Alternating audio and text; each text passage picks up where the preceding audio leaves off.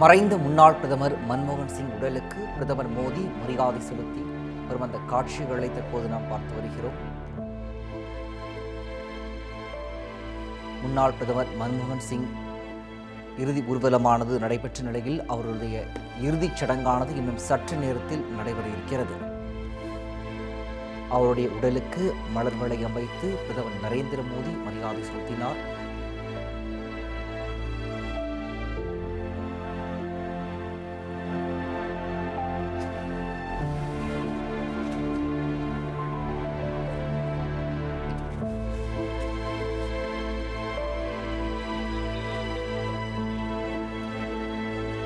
மேலும் இது குறித்த கூடுதல் விவரங்களை எமது செய்தியாளர் கவியரசன் வழங்க கேட்கலாம்.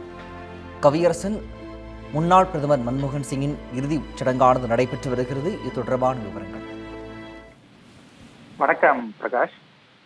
முன்னாள் பிரதமர் மன்மோகன் சிங்கின் பூத உடல் டெல்லியில் இருக்கக்கூடிய காங்கிரஸ் அலுவலகத்திலிருந்து ஊர்வலமாக யமுனை நதிக்கரையில் இருக்கும் நிகாம்போத் படித்துறைக்கு கொண்டு வரப்பட்டிருக்கிறது.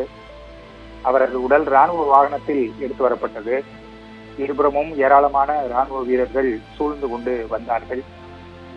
தற்போது நிகாம்போத் படித்துறையில் அவரது இறுதிச் சடங்கு நடைபெற்று வருகிறது. பிரதமர் நரேந்திர மோடி, பாதுகாப்புத்துறை அமைச்சர் ராஜ்நாத் சிங், மக்களவை எதிர்க்கட்சித் தலைவர் ராகுல் காந்தி உள்ளிட்டோர் அவருக்கு தங்களுடைய இறுதி மரியாதையை செலுத்தினார்கள். முப்படைகளின் அரசு மரியாதையுடன் இறுதிச் சடங்கு நடைபெறுகிறது. அந்த காட்சிகளை நாம் பார்த்துக் கொண்டிருக்கிறோம். இந்த நேரத்தில் மன்மோகன் சிங் அவர்களுடைய வாழ்க்கையையும் அவர் இந்தியாவுக்கு செய்த நல்ல விஷயங்களையும் நினைவு கூறுவது சரியாக இருக்கும் என்று நினைக்கிறேன். ஒருங்கிணைந்த இந்தியாவில் பாகிஸ்தான்ல இருந்த பஞ்சாப் மாநிலத்துல காக் என்ற சிறிய கிராமத்துல செப்டம்பர் 26 1932 பிறந்தவர் மன்மோகன் சிங். 60 வயது வரை அரசியல் மீது துளி கூட ஆர்வம் இல்லாம இருந்தார். 1990களுக்கு பிறகு இந்திய அரசியலோட தவிர்க்க முடியாத தலைவராக உருவெடுத்தார் திரு மன்மோகன் சிங் அவர்கள். நவீன இந்திய பொருளாதாரத்தின் சிற்பி அப்படின்னு அவரை புகழுவாங்க. 1991 முன்னாள் பிரதமர் ராஜீவ் காந்தி படுகொலை செய்யப்பட்ட பிறகு மிகப்பெரிய பொருளாதார நெருக்கடியை இந்தியா சந்திக்குது. அந்த சமயத்துல இந்தியாவோட பிரதமராக நரசிம்மராவ் பதவியேற்கிறார், காங்கிரஸ் கட்சியை சேர்ந்தவர். எப்படியாவது பொருளாதார நெருக்கடிகளை சரி கட்டணும் அப்படிங்கிற கட்டாயத்துக்கு தள்ளப்பட்டிருந்தது அப்போது புதிதாக பதவியேற்ற காங்கிரஸ் அரசு. நரசிம்மராவ் பதவியேற்கிறதுக்கு சில நாட்களுக்கு முன்னாடி அப்போதைய அமைச்சரவை செயலராக இருந்த நரேஷ் சந்திரா ஒரு அறிக்கையை அவர்கிட்ட கொடுக்கிறார். இந்தியாவோட பொருளாதார நெருக்கடியை பற்றிய பல விஷயங்கள் அந்த அறிக்கையில இருந்தன. அதை பத்தி தன்னோட நெருங்கிய ஆலோசகரான அலெக்சாண்டர் கிட்ட நரசிம்மராவ் பேசுறாரு. அப்ப முன்னாள் ரிசர்வ் வங்கி ஆளுநர் ஐஜி பட்டேலை நிதியமைச்சர் ஆக்கிடலாம் அப்படின்னு அலெக்சாண்டர் யோசனை சொல்றாரு. ஆனா ஐஜி பட்டேல் அதை ஏற்க மறுத்துறாரு. அடுத்தபடியா மன்மோகன் சிங்கோட பேர் பரிந்துரைக்கப்படுது. அப்படித்தான் மன்மோகன் சிங் நிதியமைச்சர் ஆனார். 1991 மன்மோகன் சிங் தாக்கல் செய்த பட்ஜெட் தான் நவீன இந்தியாவின் மிகச்சிறந்த பட்ஜெட் அப்படின்னு புகழப்பட்டு வருது.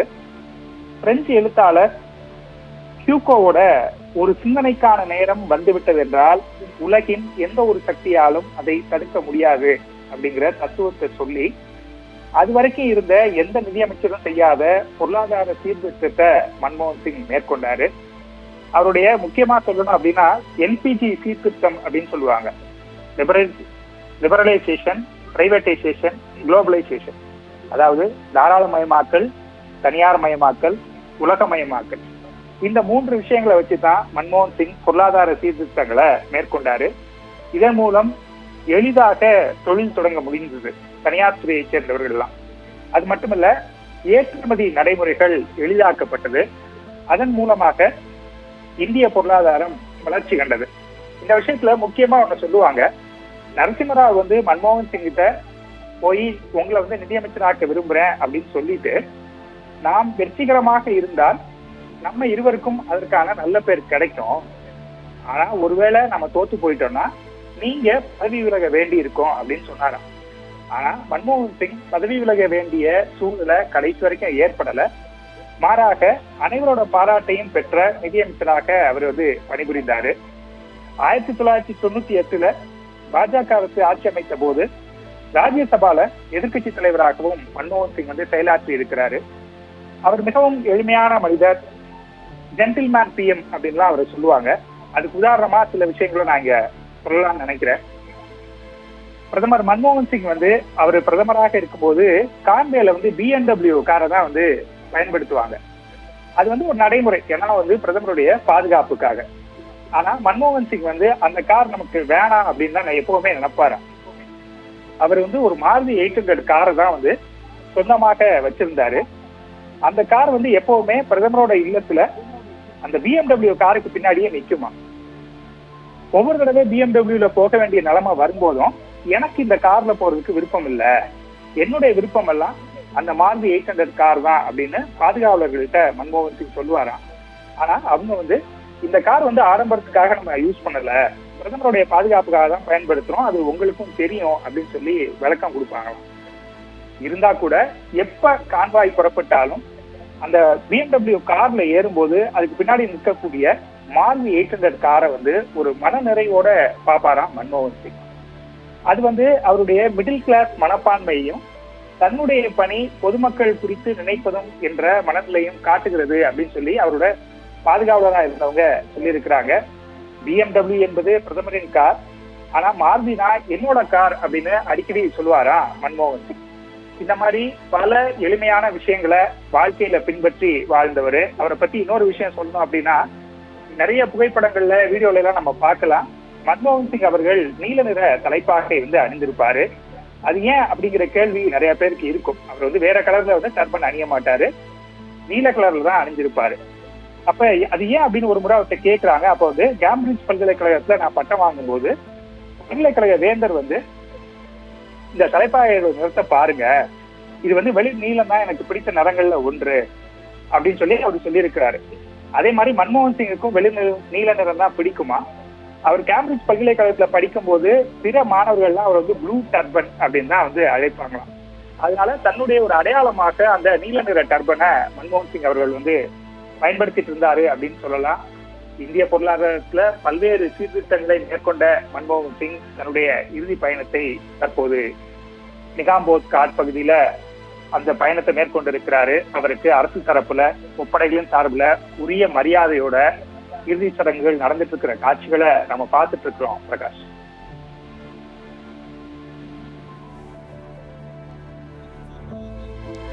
நன்றி கவியரசன்.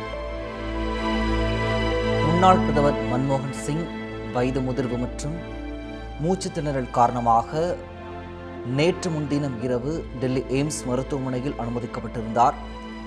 இரவு 9:51 மணிக்கு சிகிச்சை பலனின்றி முன்னாள் பிரதமர் மன்மோகன் சிங் காலமானார்.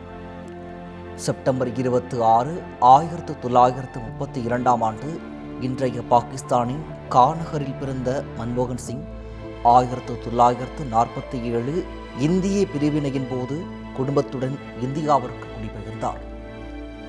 ஆக்ஸ்போர்ட் பல்கலைக்கழகத்தில் பொருளியலில் முனைவர் பட்டம் பெற்றார். தலைமை பொருளாதார ஆலோசகராக 1972 முதல் 76 வரை பதவி வகித்தார்.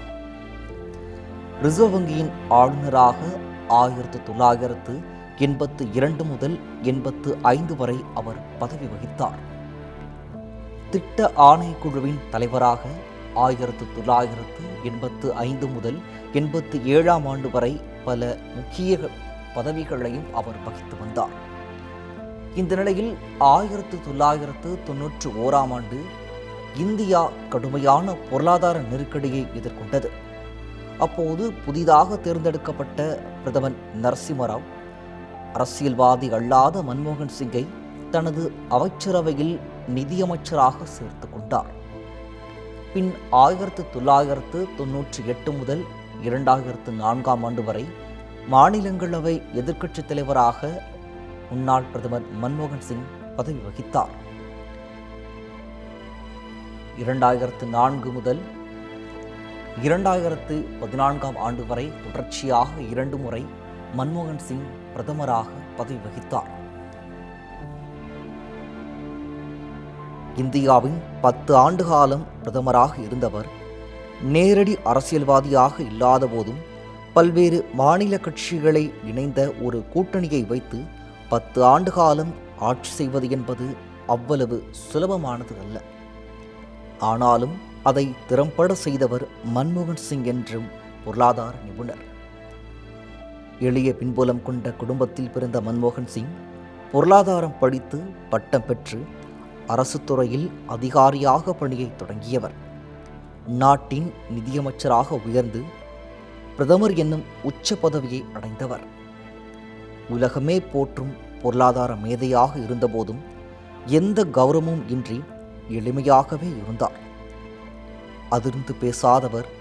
தனது செயலால் நாட்டில் பல அதிரடியான திட்டங்களை செயல்படுத்தியவர் மன்மோகன் சிங். இந்த நாட்டின் நிதியமைச்சராக மன்மோகன் சிங் பொறுப்பேற்ற போது பொருளாதார நெருக்கடியில் நாடே சிக்கியிருந்தது. அவரது பல்வேறு சீர்திருத்தங்களால் அந்த நெருக்கடியில் இருந்து மெல்ல மெல்ல நாடு மீண்டும் வளர்ச்சியின் பாதையில் பயணிக்க தொடங்கியது. இந்த நிலையில் வயது முதிர்வு காரணமாக முன்னாள் பிரதமர் மன்மோகன் சிங் நேற்று முன்தினம் இரவு 9:51 மணியளவில் காலமானார். அவரது உடலானது டெல்லியில் உள்ள அவரது வீட்டில் வைக்கப்பட்டிருந்தது. இன்று காலை டெல்லியில் உள்ள காங்கிரஸ் தலைமை அலுவலகத்தில் அவருடைய உடலானது காங்கிரஸ் தொண்டர்கள் மற்றும் பொதுமக்களின் அஞ்சலிக்காக வைக்கப்பட்டிருந்தது. இதையடுத்து ஊர்வலமாக தற்போது அவருடைய உடலானது எடுத்து வரப்பட்டு தற்போது இறுதி அஞ்சலியானது நடைபெற்று வருகிறது. அவருக்கு பிரதமர் நரேந்திர மோடி, குடியரசுத் தலைவர் திரௌபதி முர்மு, மத்திய அமைச்சர்கள், காங்கிரஸ் முன்னாள் தலைவர்கள் ராகுல் காந்தி, சோனியா காந்தி, காங்கிரஸ் தேசிய தலைவர் மல்லிகார்ஜுன கார்கே ஆகியோர் மலர் வளையம் வைத்து மரியாதை செலுத்தினார்கள். அந்த காட்சிகளை நாம் தொடர்ந்து நேரடியாக பார்த்து வருகிறோம்.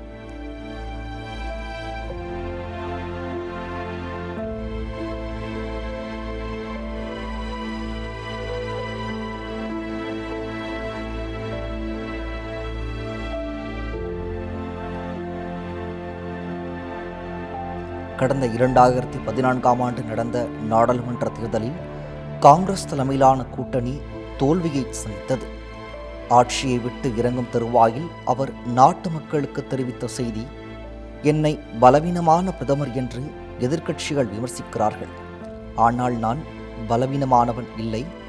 சூழ்நிலைக்கு ஏற்ப என்னால் முடிந்ததை செய்துள்ளேன். நேர்மையாக பணியாற்றியுள்ளேன் என்று நம்புகிறேன். எதிர்க்கட்சியினர் ஊடகங்களை காட்டிலும் வரலாறு என் மீது கருணை காட்டும் என்றார். அவர் அன்று கூறியது போலவே வரலாறு அவர் மீது எப்போதும் கருணை காட்டும். மன்மோகன் சிங் இன்று நம்மிடம் இருந்து விடைபெற்றாலும் வரலாற்றில் மன்மோகன் சிங் பெயர் என்றும் நிலைத்து நிற்கும்.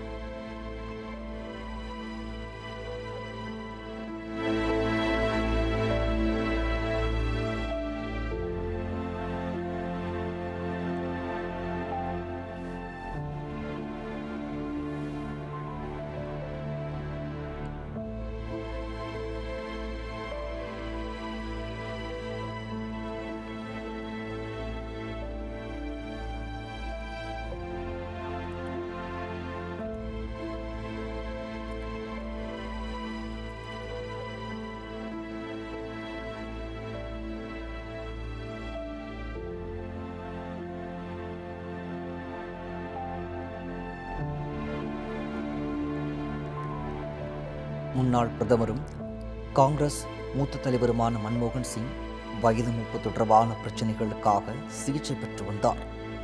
நேற்று முன்தினம் இரவு அவருக்கு திடீரென மூச்சு திணறல், மயக்கம் ஏற்பட்டதைத் தொடர்ந்து உடனடியாக டெல்லி எய்ம்ஸ் மருத்துவமனையில் சேர்க்கப்பட்டார். அங்கு மருத்துவர்கள் தீவிர சிகிச்சை அளித்தும் பலனின்றி இரவு 9:51 மணியளவில் அவர் காலமானார். இந்த நிலையில் அவரது உடலானது டெல்லியில் உள்ள அவரது வீட்டில் அஞ்சலிக்காக வைக்கப்பட்டது. இதையடுத்து இன்று காலை காங்கிரஸ் தலைமை அலுவலகத்தில் அவருடைய உடலானது காங்கிரஸ் தொண்டர்கள் மற்றும் பொதுமக்களுடைய அஞ்சலிக்காக வைக்கப்பட்டிருந்த நிலையில் தற்போது அவருடைய இறுதிச் சடங்கானது நடைபெற்று வருகிறது.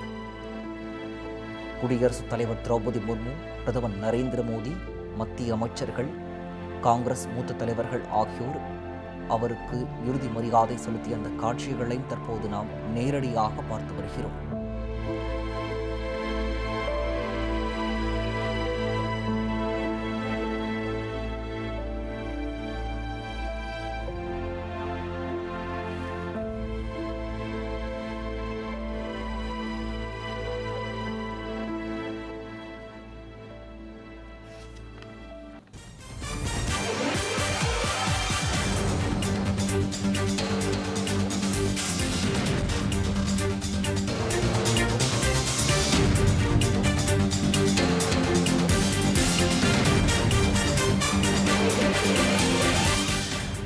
தற்போது கிடைத்திருக்கும் முக்கிய செய்தி, பாலியல் வன்கொடுமை வழக்கில் சிறப்பு புலனாய்வு குழு அமைக்க சென்னை உயர்நீதிமன்றம் உத்தரவு பிறப்பித்திருக்கிறது.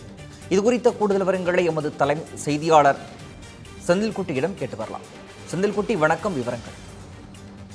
அண்ணா பல்கலைக்கழக மாணவி பாலியல் வன்கொடுமை செய்யப்பட்ட வழக்கை சிபிஐக்கு மாற்ற வேண்டும் என்று பொதுநல வழக்கு அதிமுக தரப்பிலும் பாஜக தரப்பிலும் சென்னை உயர்நீதிமன்றத்துல நேற்று தாக்கல் செய்யப்பட்டு, அந்த வழக்குல காவல்துறையின் விசாரணை, தமிழக அரசு எடுத்திருக்கக்கூடிய நடவடிக்கை மற்றும் அண்ணா பல்கலைக்கழகத்துடைய நடவடிக்கைகள் என்ன என்பது தொடர்பாக ஒரு விரிவான அறிக்கையை தாக்கல் செய்ய உத்தரவிட்டிருந்தார்கள்.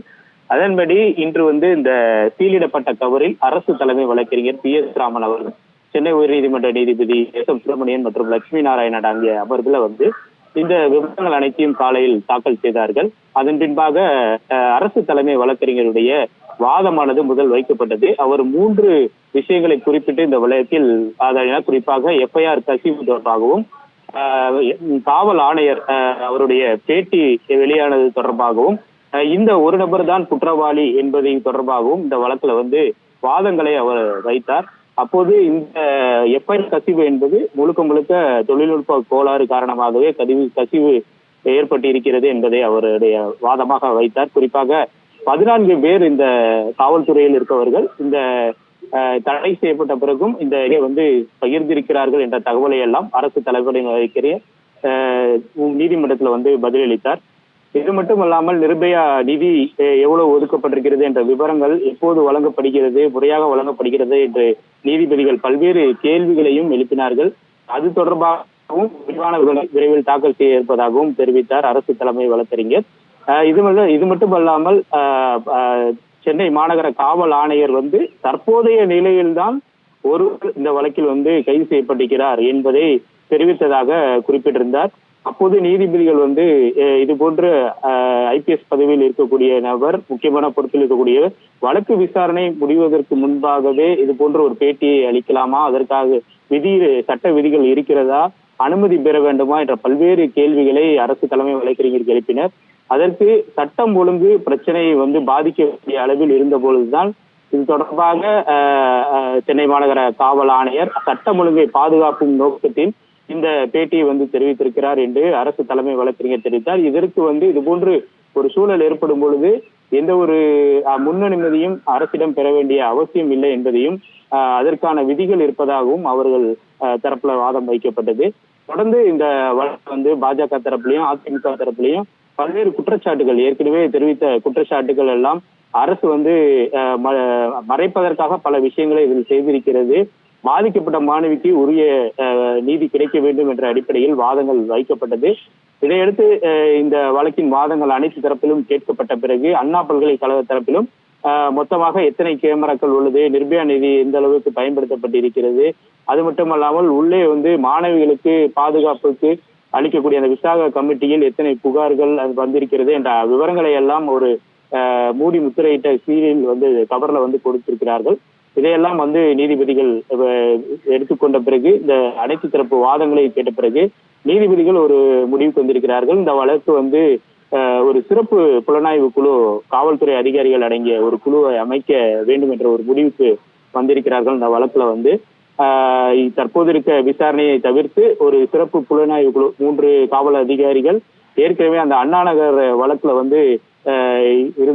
இருந்த அதிகாரிகள் யார் யாரெல்லாம் அந்த விசாரணையை நடத்துகிறார்கள் என்ற விவரங்களை எல்லாம் அரசு தரப்புக்கு தாக்கல் செய்ய உத்தரவிட்டிருக்கிறார். இன்னும் சற்று நேரத்தில் அந்த விவரங்களை பெற்ற பிறகு நீதிபதிகள் இந்த வழக்கை இடைக்கால உத்தரவு பிறப்பிப்பதற்கான இந்த வழக்குல வந்து வாய்ப்பு இருக்கிறது. குறிப்பாக அண்ணா நகர் வழக்குல இருக்கக்கூடிய அந்த 3 அதிகாரிகளுமே இந்த வழக்குல வந்து சிறப்பு புலனாய்வு குழு விசாரணைக்கு வந்து அவர்கள் நியமிக்கப்பட வாய்ப்பு இருக்கிறது. அவர்களுடைய கட்டுப்பாடுல இந்த கண்காணிப்புல இந்த விசாரணை நடத்துவதற்கு நீதிபதிகள் வந்து தற்போது முடிவெடுத்திருக்கிறார்கள். அரசு தரப்பில் யார் யார் அந்த அதிகாரிகள் என்பதை தெரிவித்த பிறகு நீதிபதிகள் அந்த உத்தரவை பிறப்பிக்க இருக்கிறார்கள். விவரங்களை வழங்கியமைக்கு நன்றி செந்தில்குட்டி.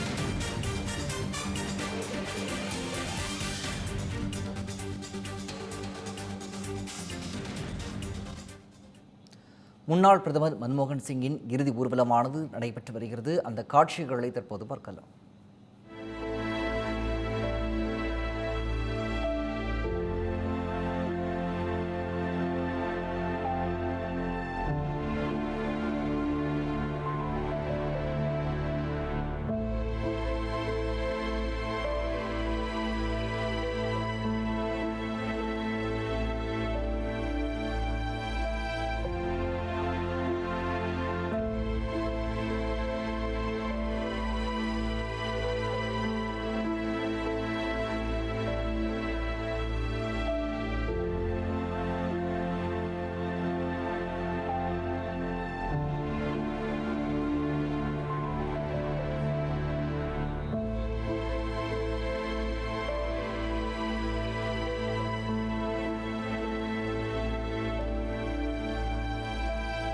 முன்னாள் பிரதமரும் காங்கிரஸ் மூத்த தலைவருமான மன்மோகன் சிங் வயது மூப்பு தொடர்பான பிரச்சனைகளுக்காக சிகிச்சை பெற்று வந்த நிலையில் நேற்று முன்தினம் இரவு 9:51 மணியளவில் அவர் காலமானார். இந்த நிலையில் அவருடைய உடலானது முன்னதாக அவருடைய இல்லத்தில் கொண்டுவரப்பட்டு முக்கிய பிரமுகர்கள் மற்றும் அரசியல் கட்சி தலைவர்களின் அஞ்சலிக்காக வைக்கப்பட்டிருந்த நிலையில் இன்று காலை காங்கிரஸ் தலைமை அலுவலகத்தில் வைக்கப்பட்டிருந்தது. அங்கு காங்கிரஸ் தொண்டர்கள் மற்றும் பொதுமக்கள் அஞ்சலி செலுத்திய பிறகு தற்போது அவருடைய உடலானது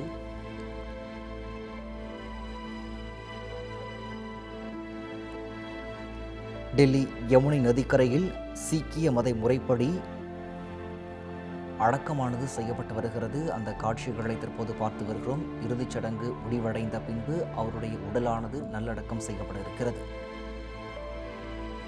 இறுதிச் சடங்கில் பிரதமர் நரேந்திர மோடி, குடியரசுத் தலைவர் திரௌபதி முர்மு, மத்திய அமைச்சர்கள் ஆகியோர் பங்கேற்றிருக்கிறார்கள்.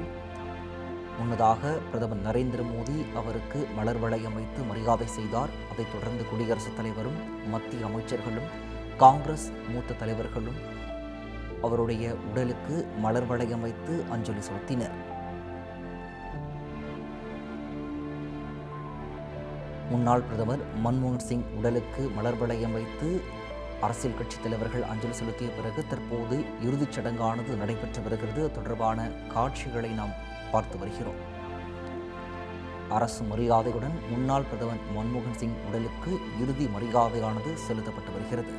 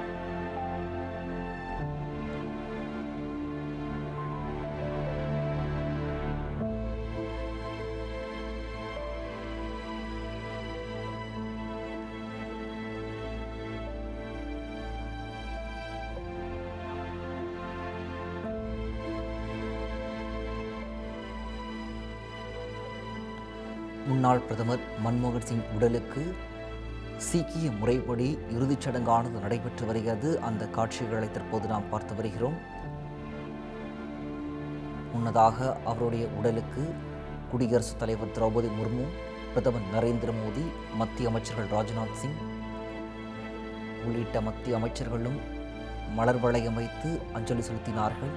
இதையடுத்து காங்கிரஸ் மூத்த தலைவர்கள் ராகுல் காந்தி, பிரியங்கா காந்தி, மல்லிகார்ஜுன கார்கே உள்ளிட்டோரும் அவருடைய உடலுக்கு மலர் வளையம் வைத்து அஞ்சலி செலுத்தினார்கள்.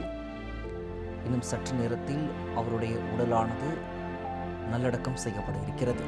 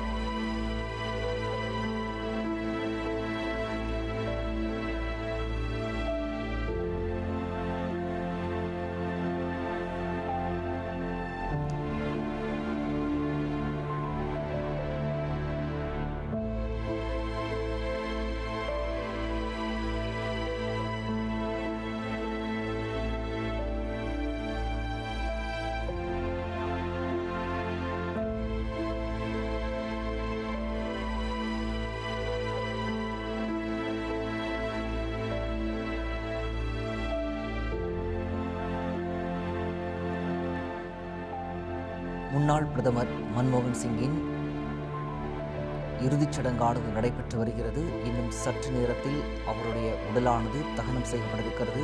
தகன மேடைக்கு அவருடைய உடலானது கொண்டு வரப்பட்டு வருகிறது. அந்த காட்சிகளை பார்த்து வருகிறோம்.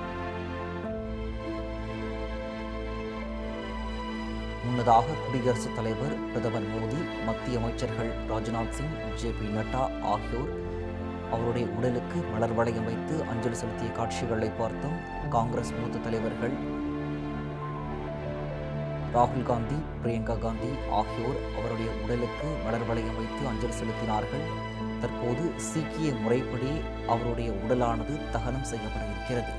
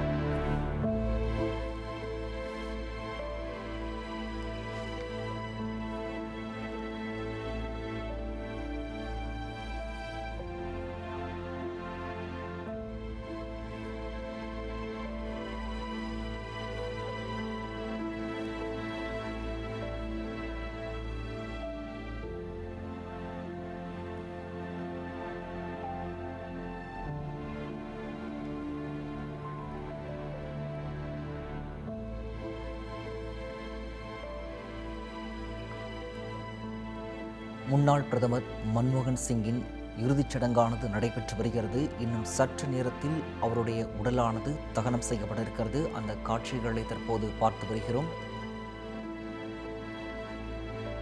வயது முதிர்வு காரணமாக அவருடைய 92வது வயதில் மன்மோகன் சிங் காலமானார்.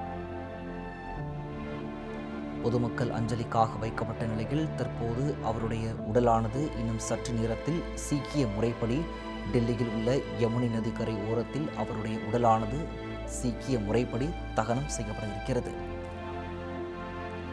செப்டம்பர் 26, 1932 ஆண்டு இன்றைய பாகிஸ்தானின் காநகரில் பிறந்த மன்மோகன் சிங் 1947 இந்திய பிரிவினையின் போது குடும்பத்துடன் இந்தியாவிற்கு குடிபெயர்ந்தார்.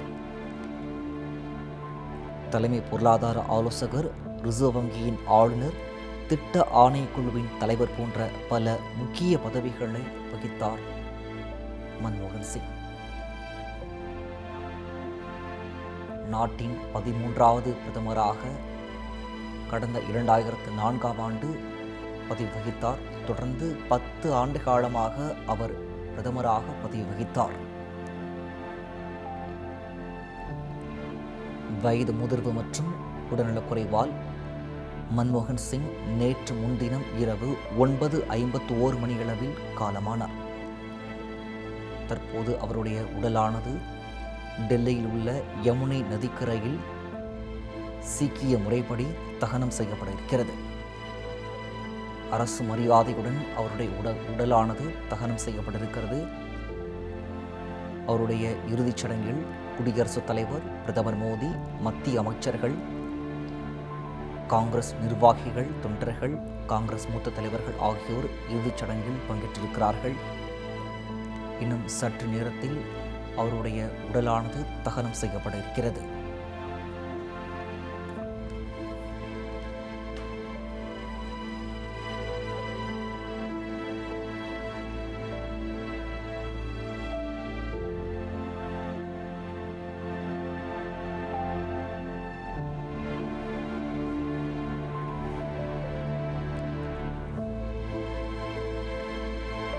எளிய பின்புலம் கொண்ட குடும்பத்தில் பிறந்த மன்மோகன் சிங் பொருளாதாரம் படித்து பட்டம் பெற்று அரசு துறையில் அதிகாரியாக பணியை தொடங்கியவர்.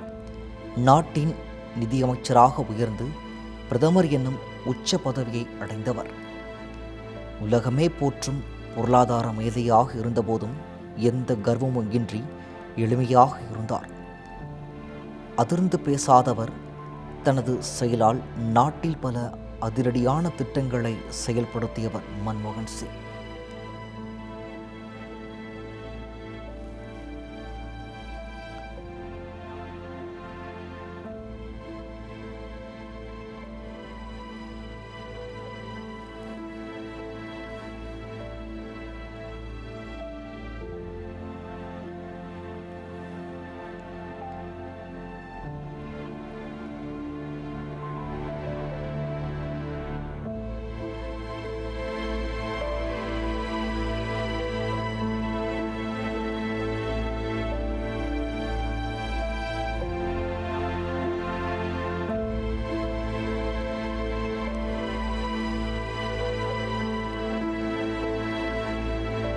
அவரது வாழ்க்கை வருங்கால சந்ததியினருக்கு முன் உதாரணமாகவும், நாம் இவ்வாறு போராட்டங்களை தாண்டி உயர முடியும் என்பதற்கு அது ஒரு எடுத்துக்காட்டு என்றும், அவர் எப்போதும் ஒரு நேர்மையான மனிதராக, சிறந்த பொருளாதார நிபுணராக நினைவு கூறப்படுவார் என்று பிரதமர் மோடி அவருடைய நினைவஞ்சலியில் பதிவிட்டிருக்கிறார்.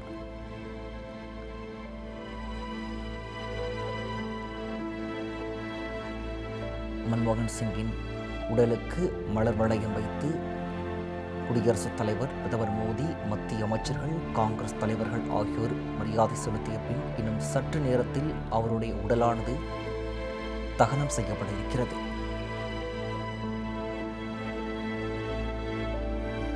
சீக்கிய முறைப்படி அவருடைய உடலானது இன்னும் சற்று நேரத்தில் தகனம் செய்யப்பட இருக்கிறது. அந்த நேரடி காட்சிகளை தற்போது நாம் பார்த்து வருகிறோம்.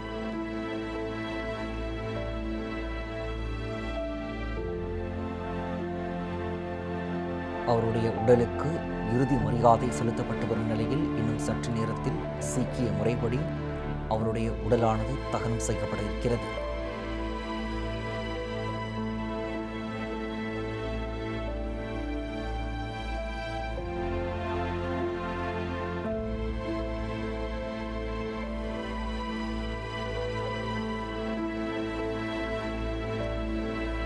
மன்மோகன் சிங் கூறியது போலவே வரலாறு அவர் மீது எப்போதும் கருணை காட்டும்.